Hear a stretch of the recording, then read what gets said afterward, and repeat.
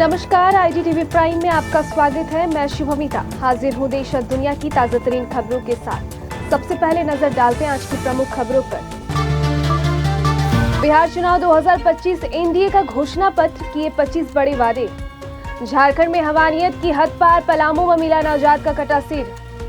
मोकामा में बाहुबली दुलारचंद यादव की हत्या से दहला बिहार। झारखंड के 5 IPS समेत 14 पुलिसकर्मी दक्षता पदक से सम्मानित। रन फॉर यूनिटी में झारखंड। पटेल जयंती पर पीएम ने कांग्रेस को लिया निशाने पर। ब्रिटेन के किंग चार्ल्स ने छोटे भाई प्रिंस एंड्रयू को किए सारे शाही खिताब से बेदखल। जुबिन गर्ग की आखिरी फिल्म रोई रोई बिनाले रिलीज, हर शो हाउसफुल। ऑस्ट्रेलिया को 5 विकेट से हराकर विमेंस वर्ल्ड कप के फाइनल में पहुंची टीम इंडिया। शेयर बाजार में गिरावट, सेंसेक्स और निफ्टी 100 अंक नीचे।